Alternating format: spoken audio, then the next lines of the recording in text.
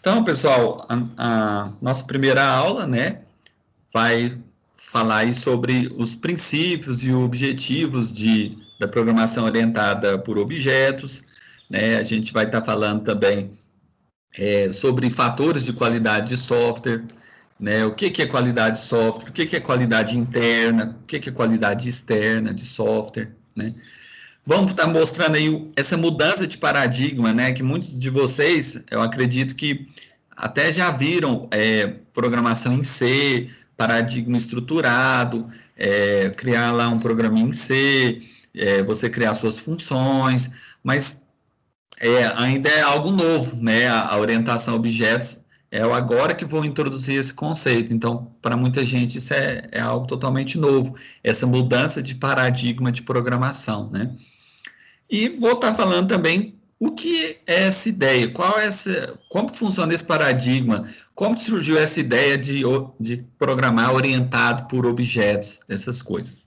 Então, aqui está a nossa agenda, vamos falar aí tópico por tópico, e aí se vocês também tiverem alguma dúvida, pode me interromper, tá, pessoal? Pode fazer alguma pergunta aí, pode abrir o microfone, me perguntar que eu também respondo. Bom, então vamos lá. A gente vai falar primeiro, então, sobre os fatores de qualidade de software, né? Bom, o que acontece? Desde os primórdios, assim, da programação, né?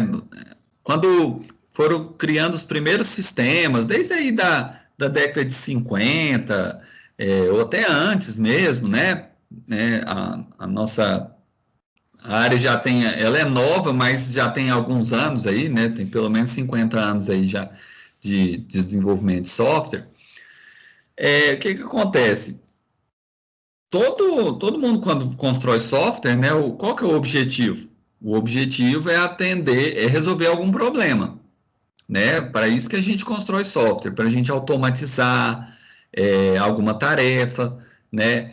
Para deixar mais rápido, mais fácil, para resolver problemas, né? No final das contas. Então, bom, só que um dos objetivos também de todo o grupo, né, de pessoas que desenvolvem um software é qualidade, né? Ninguém quer desenvolver um software que não tenha qualidade. Isso é até intuitivo, né? Então, sempre construir software com qualidade sempre foi uma das principais metas da área de engenharia de software, né? Então, a área de engenharia de software é a área que estuda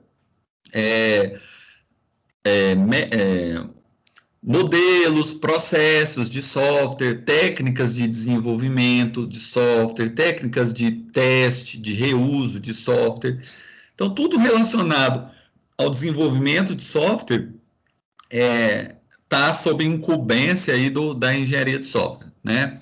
Da área de engenharia de software, né? Que hoje tem aí, completou recentemente 50 anos da área. Então, a área é recentemente nova, né? E esse carinha aí, esse Glenford Myers, né? Ele, em 75, ele escreveu o seguinte, que talvez, naquela época, em 1975, um dos maiores desafios seria dar manutenção em sistemas de grande porte, né? Porque a gente constrói um sistema, só que o sistema vai crescendo de tamanho e vai aumentando a complexidade dele, né? Uma hora a gente também precisa manter esse sistema, precisa corrigir bugs nele. E manter sistemas de grande porte é uma tarefa difícil, é uma tarefa desafiadora ainda nos dias de hoje, né? Então, esse cara aí, o Glenford Myers, ele em 75 ele falou uma coisa que ainda é muito recente. Até hoje a gente tem dificuldades em manter sistemas de grande porte, né? E os sistemas estão ficando cada vez maiores, mais complexos, né? Bom, então quando a gente constrói software, um dos objetivos é qualidade. Existe dois tipos, basicamente, de qualidade quando se fala em software, né? E, inclusive, esse outro cara aí, esse outro cientista da computação famoso, né, o Bertrand Meyer, né, que é lá da Universidade de Zurique, na Suíça, né, ele disse o seguinte: qualidade de software, quando a gente fala em qualidade, a gente tem que observar tanto qualidade interna quanto qualidade externa, que são coisas diferentes, mas que no final das contas, tudo é relacionado com qualidade. Só que são diferentes prismas do mesmo assunto, vamos pensar assim. Então, por exemplo, o que seria uma qualidade externa de um software? Seria tudo o que está relacionado do ponto de vista do usuário da aplicação, ou seja, quem usa aquele software. Então, por exemplo, um programa estar correto, por exemplo, é um fator externo, ou seja, o programa faz o que você queria que ele fizesse, né? Então, ele não, como se diz, o requisito era para fazer X e você também implementou e atingiu aquele requisito. Então, isso é ótimo, você não desviou o requisito, né? Você não, você atendeu o que você queria, né? Então, isso é o programa estar correto. Então, uma coisa também importante é o software ser eficiente, né? Ninguém quer usar um sistema ali que você pede um relatório, fica lá horas, né, para entregar um relatório. O software precisa ser fácil de usar, né? Qualquer pessoa consiga entrar ali no sistema e mexer ali nos menus e ter ali uma facilidade de uso. Por isso que talvez o Windows, né, o sistema operacional Windows ganhou tantos usuários usando ele, né? Porque ele é mais simples de usar do que o Linux, né? Se for parar para pensar, ele tem uma interatividade, né, mais fácil com o usuário tem os menus, é mais simples de trabalhar no Windows, né, se for parar para pensar, do que no Linux, por causa da interface gráfica do Windows, que facilita, né, isso. Então, tudo isso está relacionado com fatores externos, né, é o que o usuário observa quando ele usa o software. Agora, existem também qualidade interna de software. E aí isso já tem a ver com como o seu software está estruturado. Ou seja, tem muito a ver com o código-fonte da sua aplicação, né? Então, por exemplo, quando eu falo, nossa, esse software ele é extremamente modular, quer dizer que eu estou falando que ele está bem dividido em módulos e cada módulo é responsável por uma parte da aplicação, né? Então, ter uma boa modularidade é um fator interno de software e tem a ver com a qualidade interna do seu software. Imagina um sistema, por exemplo, que controla a parte de vendas da Magazine Luiza, por exemplo. Então, dentro de um sistema como esse, ele é dividido em módulos. Então, você tem o módulo de pedido, para controlar os pedidos que o cliente faz quando ele chega na loja. Você tem, por exemplo, o módulo de contabilidade, né, para saber, cada pedido vai para uma conta diferente. Então, tem que fazer a contabilidade da loja, essas coisas. O que teve de crédito, o que foi de débito, essas coisas, o balanço. Você tem um módulo só de folha de pagamento, né, para controlar a folha de pagamento de todos os funcionários que trabalham, por exemplo, na Magazine Luiza, né? Então você pode ter um módulo só de tributação. Então imagina qualquer produto que você compra na Magazine Luiza ou no supermercado, qualquer lugar, a gente sabe muito bem que tem imposto embutido nesse produto, né? Então, o ICMS, o PIS, o COFINS. Então, você pode ter que tenha um módulo só de tributação, né? Para aplicar as regras de tributação do sistema tributário brasileiro. Então, se cada módulo faz sua parte, isso é bom, porque facilita você dar manutenção futura no seu sistema. Então, um sistema que é bem dividido em módulos, ele é modular, ele tem uma boa modularidade. O que é um sistema que tem uma boa legibilidade? Legibilidade tem a ver com facilidade de leitura. Então, se você olha o código desse sistema e ele é fácil de ler, fácil de compreender, quer dizer que ele tem uma boa legibilidade, uma boa manutenibilidade, você consegue manter facilmente esse sistema. Não é aquele código todo difícil de entender, todo parecendo um código espaguete, aquele código cheio de go-to. Não é um código... se for um código fácil de ler, de manter, ótimo, quer dizer que seu software tem uma boa qualidade interna, porque ele tem uma boa manutenibilidade. Então, a gente, quando desenvolve software, a gente quer tentar não ter só qualidade interna, mas também qualidade externa. Bom, aqui nesses slides também tem outros exemplos, né, de fatores relacionados com a qualidade externa de software. Então, você tem, por exemplo, robustez, extensibilidade. O que é um software ser robusto? É um software que, por exemplo, se tiver uma falha, ele não vai cair e vai deixar o sistema fora do ar, por exemplo. Ele é robusto, ele é capaz de, mesmo tendo uma falha, ele continuar funcionando, né? Então, ele não vai te deixar na mão, ele não vai ficar fora do ar.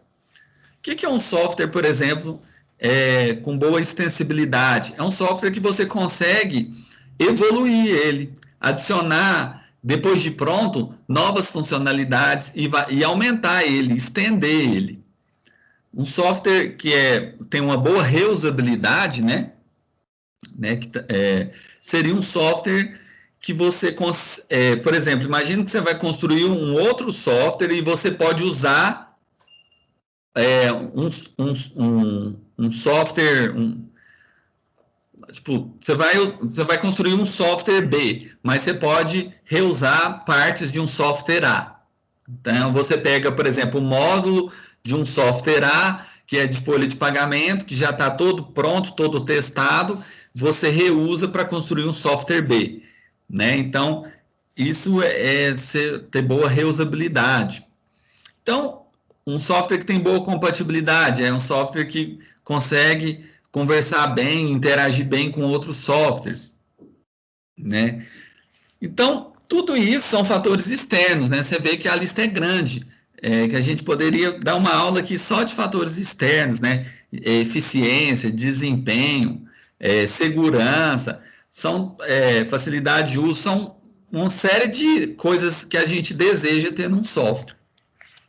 Bom, mas da mesma forma que a gente tem qualidade externa, a gente, como eu estava dizendo, a gente tem que olhar também a qualidade interna. E aí, quando se fala em qualidade interna, enquanto é qualidade externa, é o que o meu usuário da aplicação, quando ele está usando, ele observa no meu software. A qualidade interna já tem a ver com o código-fonte.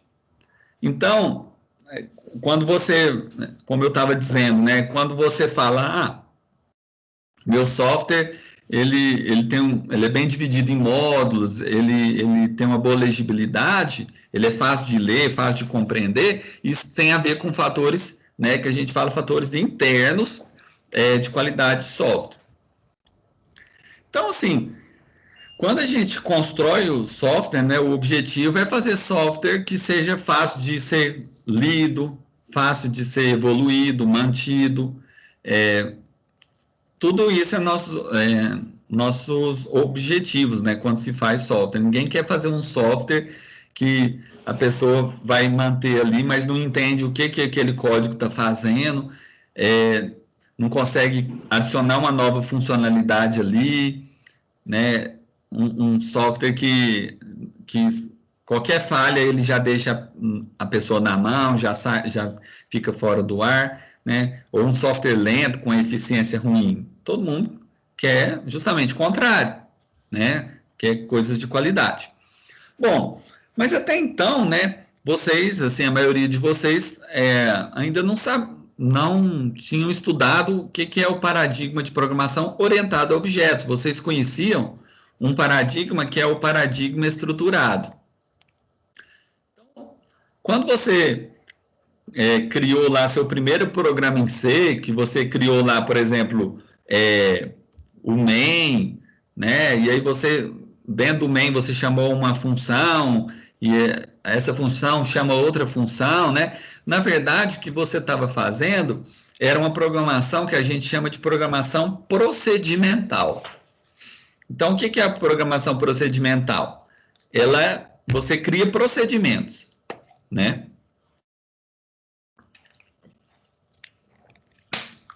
Ou procedimentos também são chamados de funções, né? Então, são sinônimos. Mas aí, o que acontece? Qual que é o problema com o paradigma estruturado, né?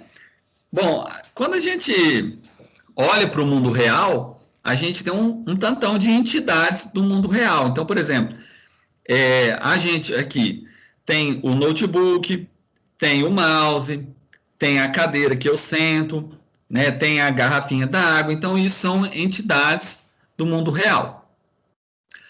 Então, como que você tenta fazer o quê? Você tenta traduzir essas entidades do mundo real, que são coisas que você toca, sente, observa, você tenta criar um modelo computacional a partir dessas entidades do mundo real. Como se você traduzisse para o computador, explicasse para o computador o que é cada coisa, o que é seu mouse, o que é o notebook, o que é a mesa. Então, você tenta explicar para o mundo, explicar para o computador o que são essas entidades do mundo real, né? E criar software a partir disso, né? Então, lembrando que essas entidades podem ser entidades concretas ou abstratas, por exemplo, entidades que você toca, por exemplo, um mouse é uma entidade concreta, né, do mundo real. Agora, por exemplo, um pedido numa loja, por exemplo, quando você faz um pedido lá na Ricardo Eletro ou na Magazine Luiza, isso aí é uma entidade abstrata, o pedido, né? Você não toca no pedido, ele é uma coisa abstrata, igual uma reserva de um hotel, é uma coisa abstrata, né? Vamos pensar assim. Bom, por que eu estou falando isso, né? Eu estou dizendo que existe uma coisa chamada gap semântico, que é você tem o mundo real e você tem o computador, o software. O nosso objetivo, quando se fala em paradigma de programação, é diminuir o gap semântico. Ou seja, a distância que existe entre objetos do mundo real e o computador. Só que no paradigma estruturado, a gente tem esse gap semântico, ele é maior, vamos dizer assim, existe uma distância. Então, o paradigma estruturado, ele é baseado, basicamente, ele está preocupado com o que o sistema faz, por exemplo, né? Então, ele não está preocupado em como o sistema faz, ele só está preocupado o que, quais são as funções que o sistema, como é que eu digo? Que o sistema oferece. Então, ele faz tipo uma construção top-down do software, né? O que é uma construção top-down? De cima para baixo. Então, ele pega o que o sistema deve fazer e vai refinando isso sucessivamente, de modo que você vai tendo funções mais específicas. Então, você quebra uma função, um método grande, em vários métodos pequenos, mais específicos, né? Isso é chamado de construção top-down. Qual que é a desvantagem, por exemplo, de eu programar em C, por exemplo, ao invés de programar em Java orientado a objetos, né? Ou seja, basicamente, em outras perguntas, quais são as desvantagens do método estruturado, né? Que é o que vocês até então estavam acostumados, né, a programar. Bom, basicamente eu digo que uma das desvantagens é que você, no paradigma estruturado, você não conseguia reusar software. Então, você não consegue, a partir de um sistema A, criar um sistema B com facilidade. Você não consegue reusar o software. E outra coisa, no paradigma estruturado, você tem esse gap semântico aqui, a distância é muito grande entre o mundo real e o software. Então, a gente precisa aproximar, diminuir esse gap semântico, né? Aproximar entidades do mundo real do software. E aí surge um outro paradigma, que é, né, o que a gente vai falar na aula de hoje, né, que é justamente o paradigma orientado por objetos. Então, o paradigma orientado por objetos é um paradigma que aproxima o mundo real do computador, né? Então, por quê? Basicamente, pessoal, se a gente for parar para pensar, a gente vive num mundo que é totalmente orientado por objetos. A gente está cercado de objetos, né? Basta você observar, né, na sua casa aí. Você tem objetos o tempo todo que você toca. Você tem sofá, você tem a televisão, você tem o mouse, o notebook, né, a garrafinha d'água. Então, tudo isso são objetos que nos cercam. Então, a ideia da orientação por objetos é basicamente traduzir para o computador, representar isso no computador, né? Então, a gente vai criar o que? Classes no computador que vai descrever os nossos objetos, né? Concretos e abstratos. Não só objetos concretos que a gente toca, que a gente põe a mão ali, mas objetos abstratos também, né? Como, igual eu falei, a reserva que a gente faz num hotel, quando a gente quer reservar um quarto, ou um pedido que a gente faz numa loja, né? Quando você chega numa loja, por exemplo, fala que quer comprar, sei lá, uma televisão. Isso é um objeto abstrato, vamos dizer assim, diferentemente do mouse, que é um objeto concreto. Você toca, né? Você toca, você sente, né? Diferente. Mas, basicamente, tudo são objetos que nos cercam. Então, por que não programar orientado, né, por objetos?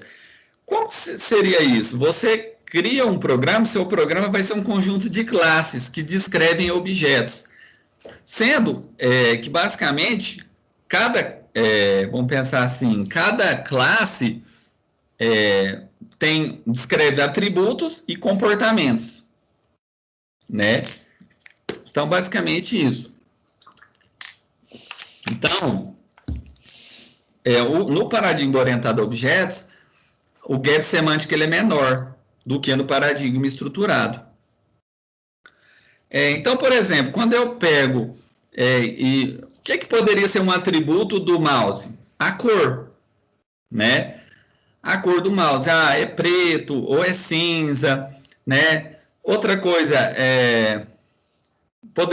outro atributo poderia ser o fabricante. Quem fabricou esse mouse? Foi a Dell? Foi a Microsoft? Qual a empresa? Né? Então, isso são atributos. E você também tem comportamentos. Né? Então, por exemplo, quais são os comportamentos do mouse? A gente pode usar o scroll para aumentar, para diminuir. Né? Então, isso são os comportamentos do mouse. Então, tudo se for parar para pensar, a gente consegue definir atributos e comportamentos, né, dos nossos objetos. Então, por exemplo, um celular, ele é um objeto. O que eu poderia dizer como atributo? Poderia ser, por exemplo, a marca. Qual é o fabricante do meu celular? É a Samsung ou é a Apple? Ou é a Asus, né? E poderia ser, por exemplo, a cor. Isso tudo é atributo. Agora, qual que é o comportamento de um celular? Ligar, desligar, né? Executar um aplicativo, né? Então, isso são os comportamentos. E que, no final das contas, esses comportamentos dos nossos objetos vão virar métodos no nosso programa. E os atributos, como cor, fabricante, modelo, né? Porque a gente sabe que, por exemplo, dentro de um celular a gente tem os diversos modelos. Você tem o Samsung S3, S4, S20, então você tem vários modelos. E basicamente é isso. Então, você vai traduzir isso através de classes, né, que interagem entre si. E aí essas classes vão ter atributos e métodos. Bom, então isso que seria basicamente orientação por objetos, né? Então, a ideia é você identificar os objetos no seu programa, né, e descrever esses objetos, né? Então, tente depois, né, fazer um pouco desse exercício, né, de tentar pegar um objeto e tentar discriminar o que é atributo e o que é comportamento, né? Quando você pega um celular, a gente sabe que a cor do celular é um atributo, o modelo, a marca, né, o fabricante, no caso. Agora, por exemplo, o comportamento de ligar, desligar, seria métodos, né, que você teria na sua classe celular, por exemplo. Então, você poderia ter uma classe celular com atributos marca, modelo, cor, e com métodos ligar, desligar, que descreve os comportamento, o comportamento de um objeto celular, né? Qual que é a diferença de classe e objeto? A classe, ela descreve um conjunto de objetos. O objeto é uma instância de uma classe. Isso é importante a gente saber a diferença. Então, por exemplo, eu poderia falar o seguinte, que a nossa turma de PC2, a gente tem 35 objetos do tipo aluno. São 35 alunos matriculados, ou seja, são 35 objetos. Porque cada aluno tem um nome, tem um número de matrícula, tem uma data de ingresso no Cefet, por aí vai. Mas eu poderia ter a classe aluno que descrevesse todos esses objetos.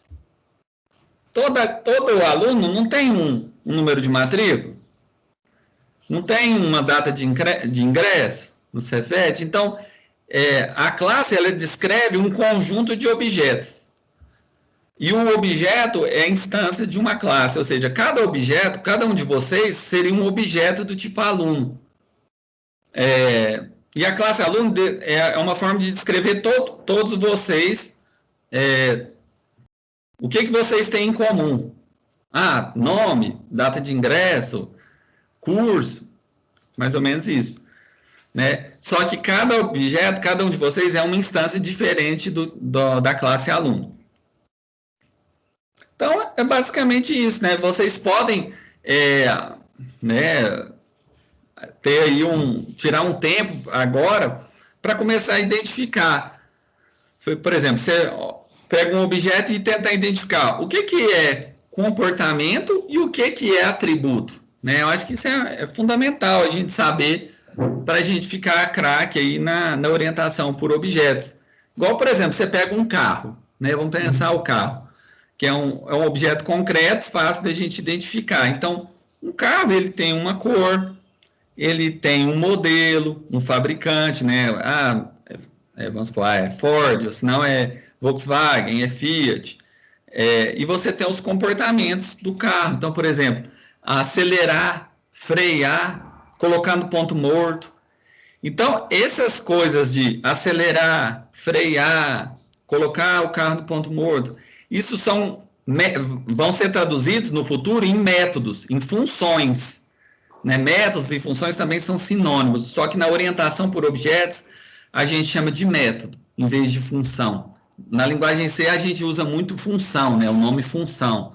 E na linguagem Java, essas funções, a gente começa a chamar isso de método. Só são nomes diferentes para falar a mesma coisa. Então, basicamente é isso. Façam esse exercício de dado um objeto, saber distinguir o que é atributo do que é comportamento. Né? Então, o modelo do carro, é um Fiat Uno Vivace. Beleza. Esse modelo, ele é um atributo. Né? Vai ser uma variável ali dentro da sua classe. A cor também é um atributo, é uma variável dentro daquela classe. Já o comportamento de acelerar e frear o carro são métodos dentro da classe carro. Então, basicamente, seria Hoje, assim, a gente só vai fazer uma introdução mesmo dessa mudança de paradigma que está acontecendo na vida de vocês, de sair de um paradigma mais estruturado na linguagem C para ir para um paradigma orientado a objetos, que seria usando aí a linguagem Java. Então, aqui tem um conjunto, uma bibliografia aqui, né, de outros, de livros, né, que eu também indico, de vocês poder também, caso vocês, assim, eu acho que pelos slides que eu vou passar, já tem muito conteúdo que vocês vão conseguir aprender. Mas tem alguns livros também que vocês depois podem dar uma olhada, igual esse, por exemplo, do Programação Orientada a Objetos com Java. Tem o Java como Programar, do Deitel. Então, você tem também livros que vocês, né, que pode facilitar, como é que eu digo?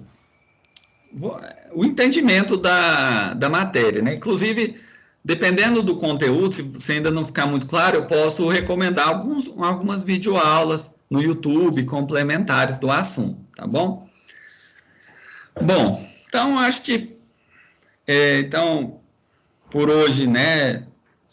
Acho que é suficiente, né? As nossas aulas também vocês vão perceber que vai ser no máximo aí 50 minutos, para não ficar muito cansativo. Mas procurem também estudar fora, né? Assim, sempre que der, estudar, fazer pesquisas no Google e também estudar fora, né? Em livros também, né? Igual esse do Deitel, né? Tem o livro do Deitel, Java como Programar, que eu acho que já está na 11ª edição, tem na biblioteca do Cefet. Vocês podem também estudar ele para, às vezes, complementar uma coisa que eu não falei e tudo mais. Bom, pessoal, antes disso, antes da gente finalizar, então, a nossa aula, alguém tem alguma dúvida, quer perguntar, antes de eu fazer a chamada? Você vai indicar para a gente um programa para a gente montar os programas? Não, o que acontece? Nessa disciplina que vocês estão fazendo agora, que é a teórica, a gente vai estar falando mais de conceitos. Mas nas listas, vocês vão ter a oportunidade de criar alguns programas baseados no enunciado dos exercícios. Né? Então, aí vocês vão precisar criar classes, criar seus próprios programinhas. Mas quem estiver fazendo, por exemplo, a disciplina de laboratório de PC2, né? Laboratório de Programação de Computadores, aí lá que a gente vai colocar mais a mão na massa, porque lá ela é uma disciplina mais prática, que é uma disciplina de laboratório, onde vocês vão ter oportunidade de fazer exercícios práticos, e aí lá eu passo trabalhos, né, onde vocês reúnem ali em grupos e cria seus programas, baseado no enunciado dos trabalhos. Então, assim, é diferente. Essa que eu estou dando, ela é mais teórica, essa de terça, né, das terças-feiras. Mas nas quintas-feiras, tem outra disciplina que eu também ministro, que é Laboratório de Programação de Computadores 2, que ela é mais prática, que é mais vocês colocar esses conceitos em prática, né? Vamos dizer assim, criar seus programinhas em Java, né? Não, tudo bem, obrigada. Tranquilo.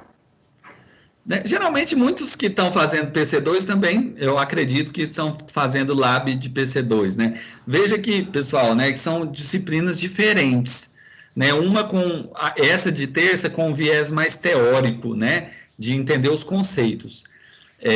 Vai ter listas? Vai ter listas também de exercícios, mas aonde que vocês vão aprender de fato a criar os programas vai ser mais na de quinta, de laboratório de PC2. Né? Então, essa é mais teórica, as aulas de terça são mais teóricas, igual essa que vocês estão tendo, e as de quinta é mais práticas, vamos dizer assim. Uma não vive sem a outra, né? Também não dá para fazer a prática sem ter visto nada de teoria, também, certo? Então é isso, pessoal. Alguém mais tem alguma dúvida? Então, para quem chegou um pouco atrasado, né, eu coloquei o link aqui da aula, né, da nossa disciplina, onde você tem as datas das provas, os valores das provas, e tem os slides que você pode clicar e baixar para sua máquina. Todo o material vai estar aqui no GitHub, né? Eu não uso o Moodle, né? E as nossas provas vão ser no Google Forms, né? Depois vão ser provas também no Google Forms, que vão ser como se fossem questionários online mesmo. De você tem lá a pergunta e você tem que marcar a alternativa correta. Quem quiser consultar também o plano didático depois, pessoal, só clicar aqui e aí vocês sabem o conteúdo todo programado no decorrer do semestre, né? Tudo que para cada dia da semana, o que vocês vão estudar, né? Então, acho que, bom, por hoje é só. Então, a nossa chamada, pessoal, vai ser sempre no final da aula. Né? É importante a presença de todos. Então, é uma chamadinha virtual que eu faço e é onde vocês basicamente escrevam o nome de vocês completo aqui para eu saber quem que está presente na aula. Então, ao invés de eu chamar o nome de cada um a um, né, é mais prático vocês digitarem para mim o nome completo de vocês, que aí eu coloco presença lá no SIGA. Então, pode digitar aí, quem está presente aí pode digitar aí no chat, que depois eu lanço lá no SIGA. Bom, e aí quem está fazendo a disciplina de laboratório comigo, né, na quinta-feira, a gente começa fazendo exercícios práticos, né? Então, vai começar lá desde o Hello World, e aí, à medida que vai passando o tempo, eu vou aumentando a dificuldade. Então, são vários exercícios práticos que vocês vão programando. Inclusive, vocês podem usar, né? Como eu vou usar a linguagem Java, vocês podem usar geralmente ou Eclipse ou NetBeans, né? Então, podem instalar na máquina de vocês ou o Eclipse, o IDE Eclipse ou NetBeans. Depois eu posso até colocar o link do Eclipse, do NetBeans lá na nossa página. Eu gosto muito do Eclipse, né? Então vocês instalam lá o Eclipse para poder programar também.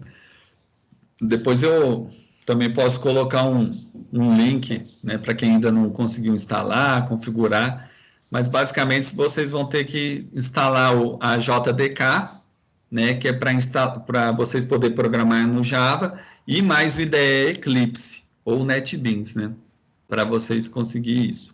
Isso na disciplina mais de laboratório, né, nas disciplinas de quinta-feira. Nas aulas de terça-feira são mais teoria, mais conceitos. Bom, pessoal,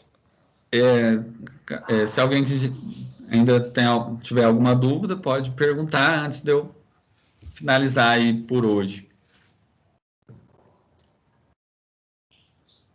Bom, já que ninguém tem mais nenhuma dúvida, então vamos fazer o seguinte, né? Então, por hoje, então, vou finalizar a aula, né? Vou até parar aqui a gravação também, eu gravei essa aula.